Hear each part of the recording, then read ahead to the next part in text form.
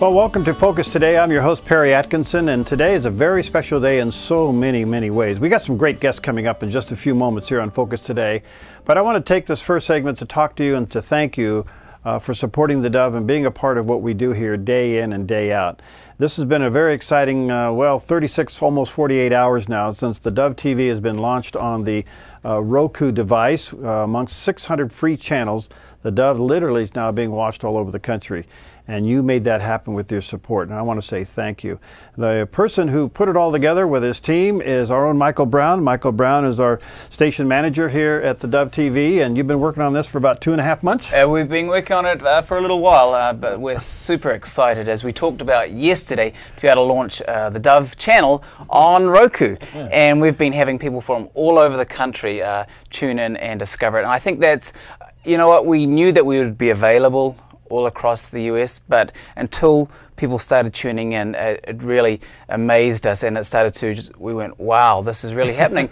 And it dawned on us at that point that the impact that this channel, that the Roku channel can have, to be able to all of a sudden reaching people without us telling people, people were finding it and discovering the Dove for the very first time. Yeah, and that's what's so exciting to me and personally gratifying, because it fulfills the scripture that the Lord gave us in Romans 10 and 20. It says, "Found by those who were not seeking me, and I manifested myself to those who did not ask." And so only God can make the content, match the content with the viewer at the right moment. And now Roku has certainly opened up a whole new door for us.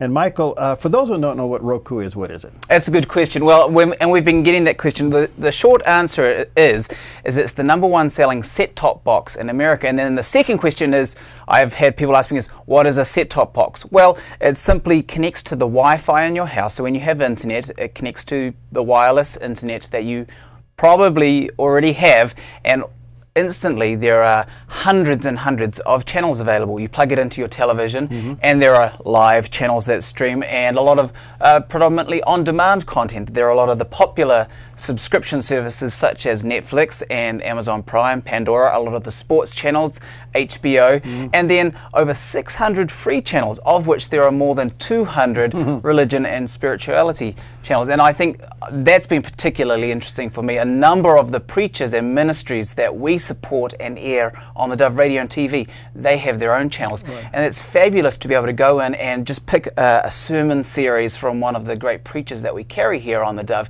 and to be able to just sit down in your own time and to watch one. Right. And then with our own programs, to be able to watch a number of the local programs that we produce as well, anytime. Well, this is kind of what the menu looks like if you were to watch it, and there's the Dove TV right up there, and you click on that and it comes up, and this is the Dove channel. But what's so interesting about it, it's more than just the channel instantly. It's the channel, of course, but it has all of our past shows there available, Mike.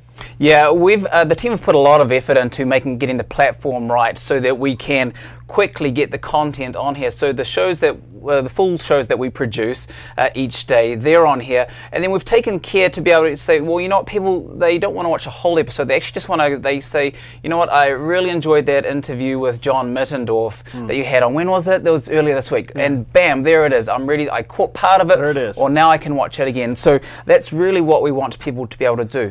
And also something that was brand new that we just added yesterday is we've got the local news updates, and Steve Johnson and his news team they've added an extended evening news bulletin, and so those are now on there as well, and those are very timely, up to date for those that are around the country. If you want to know what's happening in Southern Oregon and Oregon in general from the Pacific Northwest, this is a great way to catch up on what's happening here. All right, so all of this is just a little overwhelming for us here at the Dove, because it's a fulfillment of the vision and the mission that the Lord has given to us.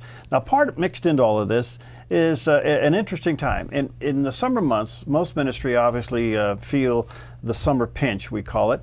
And the Dove, we certainly have felt that in a very, well, more than usual. We're down in our budget, about $25,000 to $30,000. Now, that's a big amount, and yet it's not a big amount, but it's significant to us because we are broadcasting in so many areas. We have leases with towers across the mountaintops of Southern Oregon and Northern California to maintain Roku, to be on apps, to be into the internet and all those things. Why are we doing that? Because we want to be big? No. We just want to reach people with the love of God and God's Word. And that's what it's all about. We consider ourselves media missionaries. And so that deficit is significant. So here's what we're going to do. Tomorrow we're going to have a Roku rally. We've never had one before, Michael. No, it's the very first time, and we were talking about it and thought, you know what, this is, we're so excited about the potential for Roku that we think this is just a great opportunity. Let me tell you what it is. For everyone that donates $100 or more, and we do need your support, we're going to give you a Roku, which we think is a wonderful way for people to be able to, who haven't been able to watch the Dove TV before because they haven't had cable, to be able to get it. And everybody who donates less than that will go into the draw, and we'll have multiple drawings throughout the day, to be able to do this. So it's our way to say thank you so much. We do need your support. The Dove is now reaching not only in Oregon and Northern California, but right across the United States. And there are people in the hour of, I always think about when you never know who the Dove is reaching, when people are in their living rooms at home and when they need a word of encouragement, they need a word spoken to them, and that's the opportunity for the Dove to reach them at that very moment. And that's what your support does. It really does, and we do need your support. By the way, if you're going to be busy tomorrow and you can't tune in for that, you can go to our website right now, theDove.us, and you can support us right there. And if you just put Roku in your entry there somewhere, we'll know what that's all about. And if it's $100 or more, we'll be sending you a Roku device. And if it's a little under $100, it's going to go in the drawing. So you can do that right now by going to theDove.us, or you can call us. There's someone to take your call right now, 776-5368. And that is area code 541, especially now that we're across the country, area code 541-776-5368. And Michael, if I was to bring in here the stack of testimonies of what the Dove Radio and TV is doing to people and ministering to people, it's staggering. We get stories all the time, and you'd be surprised how many people are shut in, locked in, can't go to church for various reasons. Their only connection to Christian teaching is through the Dove. It's significant. We've had people who literally have come to the Lord in fairly good amounts. And I was thinking of one gentleman that came to the Lord watching the Dove TV 2 months before he passed away. Yeah. By watching the Dove TV. And those stories are multiple through the years. And now with Roku, the possibility of even reaching more people with the unique programming that you see here on the Dove is even greater. So we do need your support. It's amazing. It's not that you'll hear us talking a lot about Roku over the next few days, and it's not that it doesn't take it all away from the ministry of the Dove Radio and the Dove TV, but what it's taking is taking the content that is already reaching thousands on those platforms, and it's extending it and offering it to so many more. And I'm excited that the way that technology opens up these doors, and the doors that God opens for us to step through. And when sometimes we get dismayed and we see technology and the world changing so fast around us, and then a door opens for us to be able to reach those. When technology shifts and people watch television on a Roku device, the door opens. And you know what, that's what your support will help us with. We do need your support, as Perry said, over the summer. It's not insignificant, but we'd like to be able to bless you when you support the Dove as well. Don't give just to get a Roku, although that is not a bad reason. You can donate to the Dove because you believe in the mission and you believe in what God is doing through this ministry. Yeah, and I just want to say thank you for believing in what we do and praying for what we do and then supporting what we do. You're literally considered a team member. You're one of us. Yeah, there's some of us in the control room. There's some of us behind the cameras and the microphones. There's some of us in the business office. But you're one of the team. You're as much a part of all of us here as anything else, and so we do need your support. So pray about it. Tomorrow will be a Roku Rally Day, but if that's not convenient for you, you can go online right now at theDove.us. You can support us there. Just put the word Roku, R-O-K-U, into your correspondence, and we'll know what that's about. If it's $100 or more, we're going to send you a Roku device. Isn't that neat? And if it's a little under $100, you're going to go into a drawing for several drawings throughout the day to win a Roku device as well. Or you can call us. The phone number is area code 541-776-536. Thank you so much. And again, thank you for those of you who are tuned in. Over 46 states now are watching, 600 and some odd people. Mike, if you can go back quickly to the menu. Yes. If you're just tuning into Roku and you're getting a Roku device and you kind of want to know. And we've had phone calls to people saying, well, I've got a Roku. How do I find the Dove? Well, the easiest way to do it is you go to the channel store. Yeah. And at the moment, we show up in the new category because we're brand new. So if you scroll across, there we are. At the moment, channel number 4. As Roku adds more channels, you'll find us a little further down that list. You can also find us in the religion and spirituality category, although we're a little further down on that one because it's based on popularity, the number of people that have downloaded it. So a great thing that you can do is go in. What about rating the channel? Rate the app. That's a great thing. We've given ourselves 5 stars because we said we loved it. If you could do that on your Roku, that is something practical if you already have a Roku that you can do that will really help us out. All right. Again, thank you for your support and your time, and welcome to the many of you that are watching the Dove for the very first time across the country. You're going to find out that the Dove channel is very unique. There's a reason why the NRB in 2012 awarded us Television Station of the Year. We're not a typical Christian television station. We're uniquely different, and I think you'll find the programming lineup that really supports that. So thank you so much. You can support us now by going online at thedove.us, or you can call us right now. Sue would love to take your calls. She's out there right now, and that's 541-776-5368. If it's $100 or more, we're going to send you a Roku. If it's a little bit under $100, we're going to put you in the hat for several drawings throughout the day tomorrow to win a Roku. So thank you. Stick around. We got some great guests coming up here in just a few moments on Focus Today. Hi, I'm Paulina, and I work at the Dove TV. Did you know that when you support the Dove TV, you have a profound impact, not only in our community, but around the world? It's your continued support that takes the inspiration and hope in the programs we produce and makes them available to the thousands of people who are watching these videos online every week. Help bring encouragement and hope to our valley and beyond by making a secure online donation today at our website, thedove.us.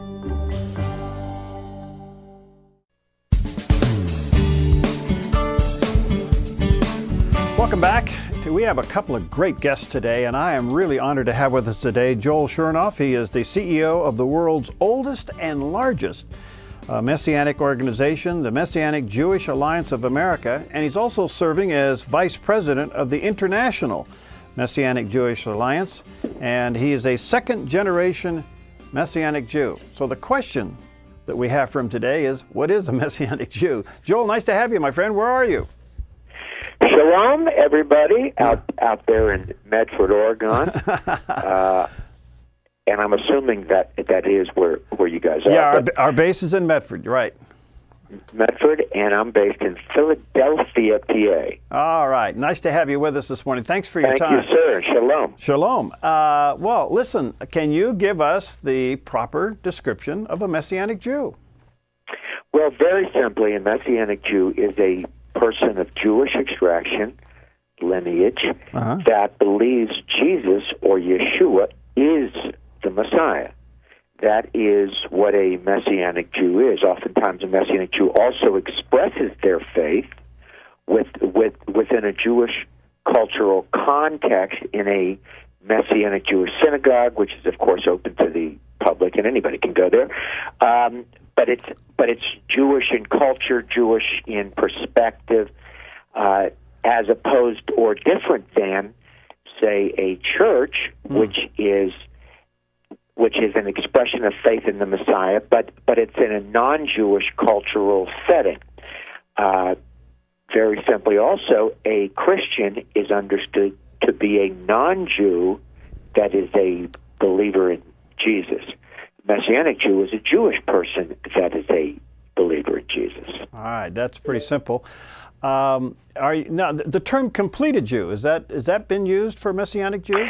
That's been used off and on. It simply means that as a Jewish person, that they have completed their faith in the God of Abraham, Isaac, and Jacob by accepting the Son of God, Ben Elohim, Yeshua, the Messiah, Jesus, the Messiah, as their Savior and as their King.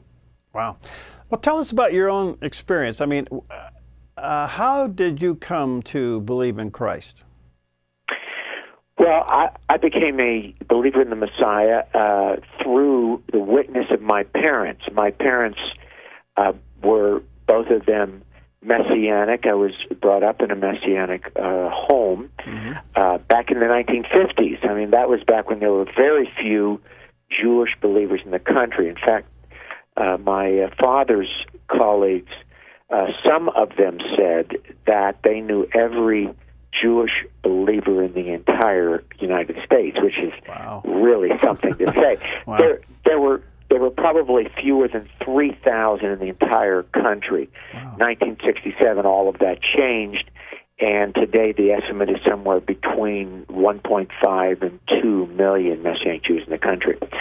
But in 1967, there were 0 Messianic synagogues or congregations, and today there are probably 1,000, at least 1,000 worldwide. So it is clearly the fastest growing stream of Jewish religious life on the planet today since 1967. Just astronomical growth. I became a believer back in the day when there was just a remnant. Back in the 50s, when my parents were struggling with a small Jewish work, they had the biggest fellowship in the country with about 25 people. And but I saw through my parents' lives a real example of a godly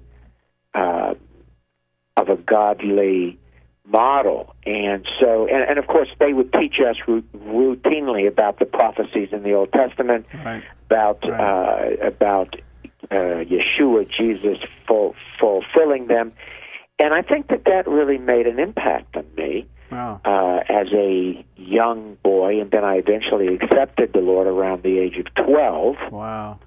Wanting to spend eternity with God and not in hell. Somehow that concept really crystallized to me, and I accepted the Lord. But I didn't go on with the Lord in any strong fashion until university. And those are the days of the Jesus People. That whole revival was breaking out. And, of course, that revival was different than any revival prior to it because it included the Jewish people for the first time. Why was 1967 so significant? Well, two things happened. One was the Six-Day War, and during that war in Israel, Israel retook and united Jerusalem for the first time. That's a prophecy found in the New Testament, the New Covenant, as we call it, that was only to take place in the latter days, that Jerusalem would no longer be trodden down by the nations, the Gentiles. And so for the first time since the first century, really, or the second century, that happened. And our people took over Jerusalem again. Of course, it's been controversial ever since, but nevertheless, that was a very major prophetic piece. Secondly, and the most important prophetic signpost in all of Scripture preceding the Messiah's second coming was the spiritual restoration of Israel. The physical restoration manifested in 1948 with the founding of the State of Israel.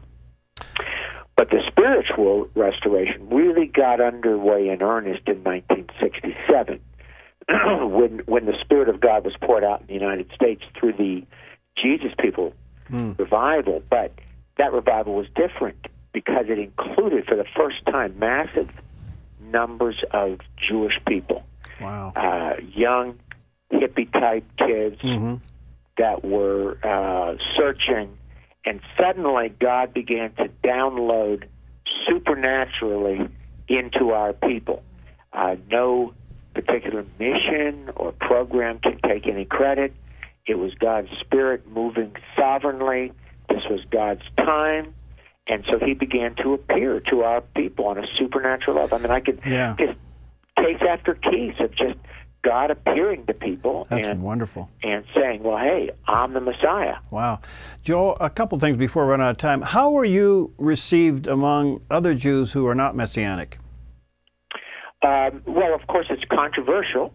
The main point of contention is that our Jewish people were persecuted by so-called Christians, right, and killed by the hundreds of thousands and millions over a period of time. Right. The Spanish Inquisition, right, and the Crusades, and so many other times that so-called Christians would persecute us in the name of the Messiah, in the name of his Gentile name, which was Jesus Christ. That's the anglicized Hebrew form.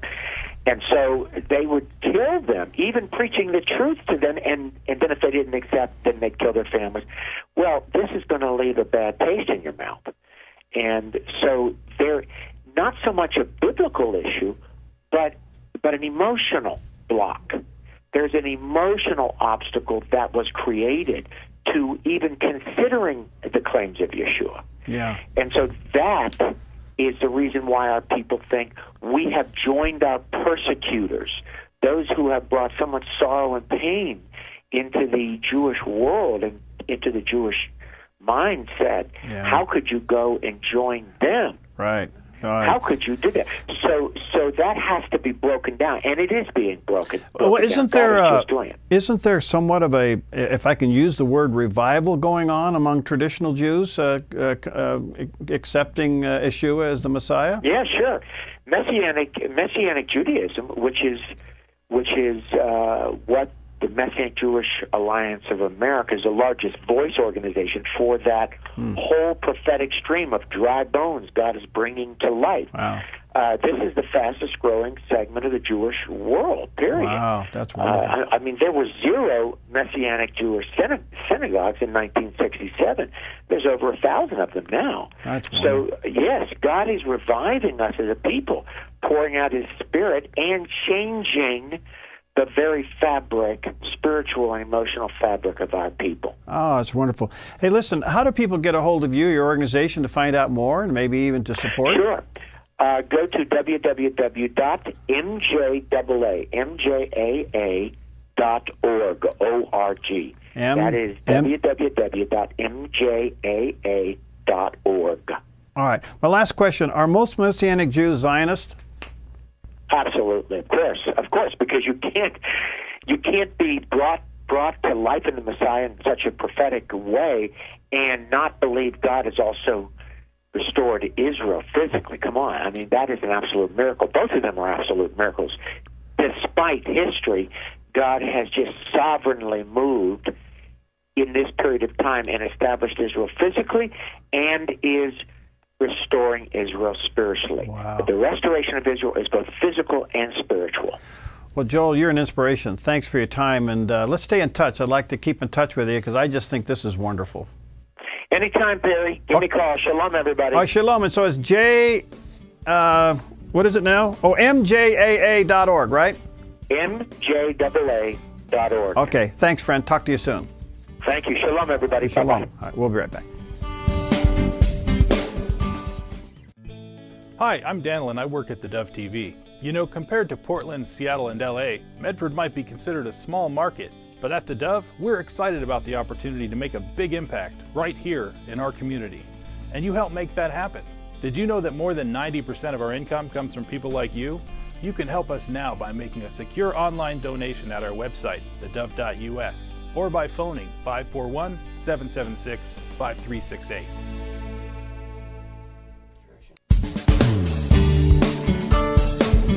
Well, we're back, and it's always a delight to have our good friend with us today, David Rubin. He's the former mayor of Shiloh, Israel, which is located there in the West Bank. And he's also the founder and the president of Shiloh Israel Children's Fund, and we want to talk to him about that as well. But as you know, they have resumed peace talks, and, well, what does that mean? Let's talk to David about it. Hi, David. How you doing, my friend? Hi, good to be with you again. Good to see you. Hey, listen, a lot going on, but first of all, the peace talks. They're going to try it again. What's your thoughts? Well, we've tried it so many times. You know, it's been going on for about 40 years. Peace talks after peace talks after peace talks, and it just doesn't seem to be going anywhere. It's always set up on the same basic premises which is peace, land for peace, meaning that Israel is expected to hand over a big piece of its biblical heartland, the areas where all the biblical places are, like Bethlehem and Shiloh and Hebron and Bethel and Jericho. All these places are supposed to be handed over to an armed band of Muslim terrorists that are called the Palestinian Authority, who supposedly are going to be setting up a Palestinian state. And then we have this glorious two-state solution, which means that we all live together in peace and harmony for the rest of our lives. Well, right. I have to tell you, it's all an illusion. This has been going on for about 40 years now. Billions of dollars have been spent by the American government and by the European Union on this, and it hasn't gone anywhere. All that it has brought to the Middle East and to Israel in particular is terrorism, an increase in the frequency of wars, and no prospect of peace. All right. Now, this time, prior to the peace talks, there was a release of some prisoners. Was that just a good gesture to kind of warm things up? Well, here too, we're not talking about any reciprocity. We're talking about Israel giving and giving and giving. And, you know, as anyone in a malfunctional marriage knows, one person giving, giving, giving, and the other person taking and taking and taking doesn't work. There has to be give and take. And clearly, it's not going to work because, as I've said, it's built on the wrong premises. And, you know, the fact is that in my book, my latest book, which is called Peace for Peace, Israel in the New Middle East, I've written about a peace plan that can work. Peace for peace. No more land for peace. No more handing over armed terrorists for peace. From now on, the peace process needs to be peace for peace. You give us peace, we'll give you peace. And that can work because that is built on biblical guidelines. It's built on historical precedent. And yes, it's built on a little bit of common sense. Handing over terrorists is a recipe for disaster because studies have been done, research has shown that they always come back to commit more terrorist attacks, and it just gets worse and worse.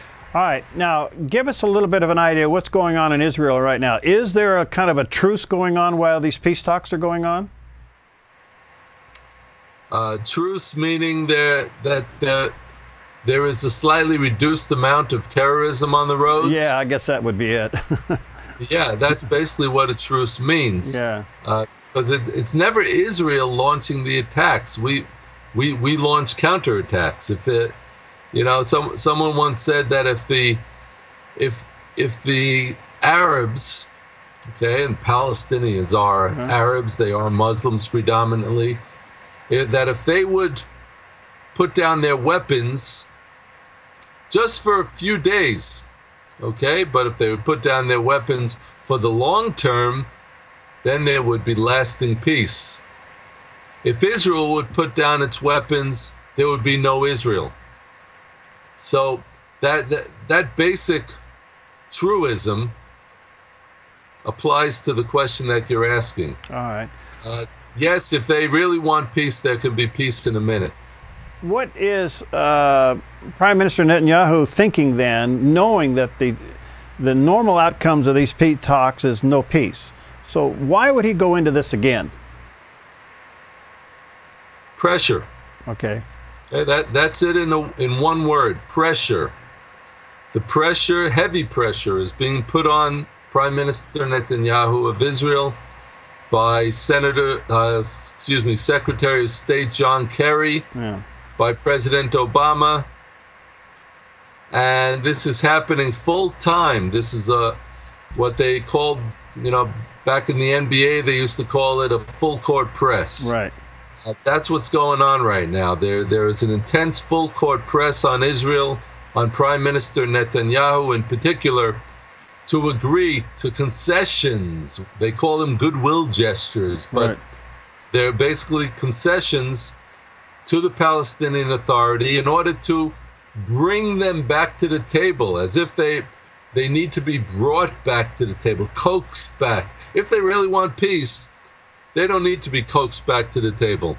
All right, so if there's concessions from the Israeli side, and you have the Palestinian side actually looking at those concessions as vulnerability, because all they got to do is push on one of them and have Israel break it, and then Israel gets blamed for violating the peace process. Everyone in Israel knows that weakness is the key word here, and perception of weakness is the key expression. So the Arab world views this as weakness. If Israel gives over terrorists and gets nothing in return, they view it as weakness. And like any good poker player, they pocket the gain and they demand more. Okay, they up the ante. This is what they've been doing for years. This is what the Arab world knows how to do so well. And particularly the Muslim world knows how to do it so well. So they're going to continue to play that game as long as they're encouraged by the American government. All right, before I take a break, one other question, and that is every president in my lifetime has tried to negotiate a peace agreement between the Palestinians and Israel, and unsuccessful. Why do presidents continue to go down this road? Well, doesn't everyone want a Nobel Peace Prize? Look at the history. Jimmy Carter got one. President Clinton got one. Yeah. Not one of them has brought peace. President Obama even got a Nobel Peace Prize shortly after taking office. Right. I imagine it was because he had a peaceful campaign, presidential campaign in 2008. I don't know. But he got a Peace Prize already. But I think he wants to get a Nobel Peace Prize that he could say he earned. Certainly Secretary of State John Kerry wants to get a Nobel Peace Prize. Of course, there's also pressure on the American government coming from countries like Saudi Arabia, those great friends of peace, and jihad, I might add. They are an avowedly jihadist Islamic country. They believe in jihad, which means holy war against all non-Muslims. And they put the pressure on Obama and on John Kerry to pressure Israel. This has been working this way for years. Even when President Bush was in power, the same game was being played. It's time for Israel to take the advice from a former First Lady named Nancy Reagan and just say no. I think it was on the war on drugs when she said, just say no. Right. But Israel needs to say no. Just say no when they put the pressure on and they say, hand over land, hand over terrorists. Israel needs to be strong, needs to be clear about what its goals are and what its rights are. Do you think the Israeli people have that kind of fortitude to say no? I mean, I'm talking the people now, not necessarily the government. Where are the people on there? Have they had enough, or are they just tired of war and they want peace at any cost? Let's look at the surveys, okay? The recent surveys that have been taken. Over 60% of Israelis want to have peace talks. At the same time, over 80% of Israelis do not want to hand over Judea and Samaria, the West Bank. Close to 90% don't want to hand over Jerusalem. And close to 90% do not want to hand over terrorists who have committed violent crimes against Israelis. So what does that tell us? It tells us that Israel is acting in its tradition of wanting peace. That's why we want peace talks, because 376 times the word peace is written in the Bible. However, most Israelis are not willing to give up their assets, their God-given land, in order to have a signed peace agreement with the Palestinian Authority, which, as I said earlier, is basically just an armed band of terrorists. Wow. All right, let me take a quick break here, David. We'll be right back. David Rubin's with us today, and he's giving us some great insight about the ongoing peace talks now in Washington, D.C. between the Israelis and Palestinians, and where it may or may not go. We'll be right back with David in just a few moments. Hi, I'm Paula, and I work at theDove TV. Every day we get letters and emails from people who've been encouraged, blessed, and challenged by the programs on theDove TV. But we couldn't do it without you. Did you know that more than 90% of our income comes from people like you? You can help us continue to bring inspiration and hope to our community by making a secure online donation at our website, thedove.us, or call us at 541-776-5368. Well, we're back with our good friend David Rubin, and by the way, let me encourage you to check out his book, Peace for Peace in the Middle East. I think you'll find it to be a fascinating read. Check it out at Amazon or online at Amazon or at Barnes & Noble.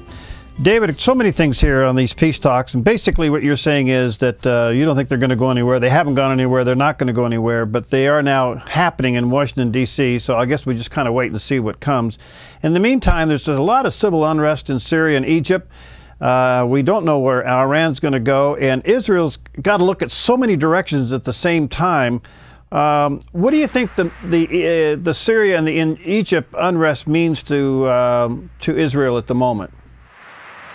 Well, all we have to do is look in any direction, and we see chaos. If we look in the north and maybe a little bit east, in the direction of Syria, we see a massive civil war that has killed many, many, many thousands, tens of thousands, I believe. If we look at Lebanon, we see the Hezbollah terrorist organization with missiles pointed at Israel. The Hezbollah terrorist organization in Lebanon is aligned with the Assad government in Syria that's fighting against the Muslim Brotherhood and Al-Qaeda and those forces in Syria. If we look down at Egypt, we see the Muslim Brotherhood fighting against the military government that recently carried out a military coup in Egypt. Wherever we look, we see chaos. If we look at the autonomous areas of the Palestinian Authority within the borders of Israel, of the land of Israel, then we see more chaos, we see more terrorism, we see more Muslim infighting. So that's the situation in the area of the Middle East in which we live, and we have to put up with it. We have to fight against it. We're actually an island of stability in the Middle East. We're the only part of the Middle East that has freedom of religion, freedom of speech. I should point out, I know that many of your viewers would be interested in knowing that Israel is the only country in the Middle East that has a growing Christian population. Every other country in the Middle East, every single one of the 20-some-odd countries in the Middle East has a rapidly declining and persecuted Christian population. Right. Even in the Palestinian Authority run city of Bethlehem, where there once were 85% Christians, there are now about 15%, and they're suffering from persecution, from violent attacks from the Muslims, and forced marriages and rapes. This is going on all the time in Islamic run countries and the Palestinian Authority. Wow. So what about the changing of the guards in Iran? What does that mean now and keeping an eye on their nukes? It means nothing. It's the difference between Yasser Arafat and Mahmoud Abbas in the Palestinian Authority. Yeah. They had Ahmadinejad in charge, and he just came right out and said he wants to launch the equivalent of a Holocaust against Israel. Now they have Rouhani, who doesn't always come out and say it, but recently did. So he's a slightly smoother talker, and he smiles a little bit more perhaps, but it's the same old story. The same old story of an Iranian government that is racing towards the nuclear bomb and racing towards the missile capacity to launch it against Israel, and in their plans, in the longer-term plans, towards the United States as well. This is the reality that Israel's up against today. Is the nuclear program in Iran still in Israel's crosshairs? It will be until it will be until Israel puts an end to it. Okay. The situation is that the Israelis would love it if the United States would get on board and stand with us against the Iranians. Up to this point, that hasn't happened. The Obama administration has not given Israel the military hardware that it needs to quickly finish off the Iranian nuclear program. Israel can still do it. We still have the capability, but the United States has better capability to penetrate those bunker busters where the Iranians are hiding their nuclear program. But let me be very clear. If the United States doesn't have a change of heart, then Israel is going to have to do what it needs to do, because the Iranian nuclear program is an existential threat to the state of Israel. No question about it. All right, I want to come back to the peace talks just for a moment, David. They're in a room, they're talking. Now, if they leave with nothing on the table, then things become more polarized and somebody's going to get blamed. So it appears to me that the least of which they're going to have to do politically is come out of that room with some kind of a skeleton agreement so they can walk away from the room peacefully. Is that good thinking or not? Good thinking, I don't know. Look, there have been a lot of peace talks. We've seen a long history of it, and in my book, Peace for Peace, Israel in the New Middle East, I pointed out, I basically did a survey of all the peace conferences that there have been. They haven't always ended amicably. They haven't always walked out with smiles and a skeletal agreement. What they do is they always walk out saying that they're open to meeting again at some point. But it always breaks up, because once you get onto the topic of Jerusalem, or you get onto the topic of really having Israeli withdrawal from the high mountains of Samaria, where the Palestinian Authority could launch missiles easily at Israel's one international airport, once you have that, then it's clear that it's not going to work. It's bound for failure. And so the reason I wrote my book, Peace for Peace, Israel in the New Middle East, is because I wanted to have a book that would be the comprehensive book about the peace process, but at the same time, it would look at it honestly and from a biblical perspective and a realistic historical perspective. And that's why I came out with the book. And by the way, anyone who wants to read the book and get more information and wants to read the actual peace plan, Peace for Peace, which is in the last chapter of my book, which I think is the only hope of real peace in the Middle East between Israel and its neighbors, they can just go to the website davidrubinisrael.com. Okay. That's davidrubinisrael.com. Rubin is spelled R-U-B-I-N. davidrubinisrael.com. Okay. Thank you. That's a great resource. Well, all right. If you look at the real estate contract between God and Israel, what Israel has today as a part of that contract is significantly smaller, and we have administrations that want to cut that in half.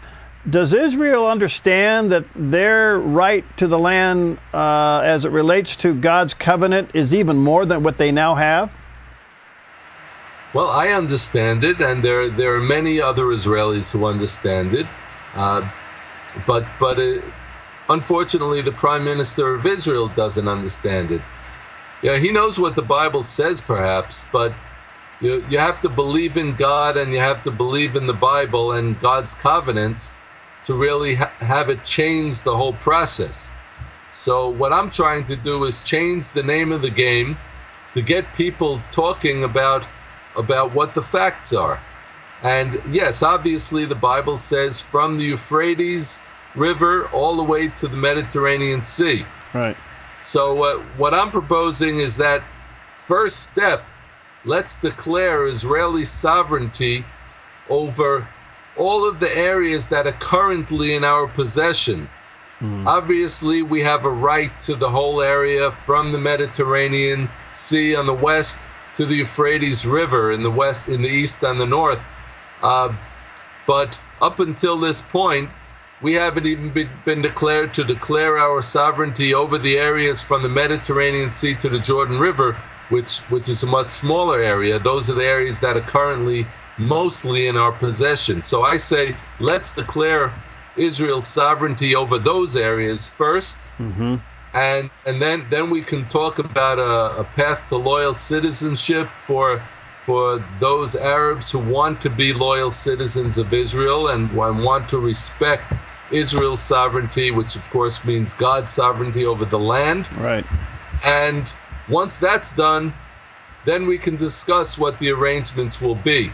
But it has to be on the basis of Israel's sovereignty and connection to the land of Israel. Netanyahu had a fairly difficult challenge pulling his coalition together at the last minute. So it appears to me that Israel politically is divided. Yes, Israel is divided. We band together in times of war and rampant terrorism. But yes, politically and religiously, we are divided in many ways. But it's not as black and white as you might think. A large percentage of the country identifies as being religious, believing in God's covenants and believing in the Bible, in the Torah of Israel. And then you have another portion that identifies as being totally secular, that they don't believe in any of that stuff. And then a much larger portion in the middle of the Israeli population believes in being traditional, and they have some sort of connection to Torah and the Bible, and they want to learn more. So it's not all black and white. All right. Well, David, I really value our relationship and your gift of time this morning. Those who can get a copy of the book is called Peace for Peace, Israel in the New Middle East. And you may want to go to davidrubinisrael.org and .com, excuse me. Thank you, David. davidrubinisrael.com. And you can correspond with him there. Well, David, it's going to be interesting to see what happens now. They're in the talks, and the history says it goes nowhere. So I guess we just kind of sit back, and hopefully this is a pause in the action for a little bit. I think so. Let's keep talking about these issues, and let's keep trying to spread a little truth like we did today. Yeah, you're wonderful. Thanks, my friend. Again, it's called Peace for Peace. Israel in the New Middle East, that's the name of the book, and you can correspond with David, davidrubinisrael.com, and you can check him out there. Thanks, my friend. Have a good day. Let's stay in touch. My pleasure. All right, God bless you. All right, stick around. And again, thanks for all of you who are watching on Roku. What an inspiration it has been now that the Dove TV channel is on Roku, and just within the last 48 hours, 46 states now are watching the Dove TV, and we're pretty excited about that. So join us tomorrow. We're going to have a special day here on Focus Today, as well as it will be a special time of a Roku rally. So we look forward for you being a part of that. God bless you. We'll see you next time on Focus Today.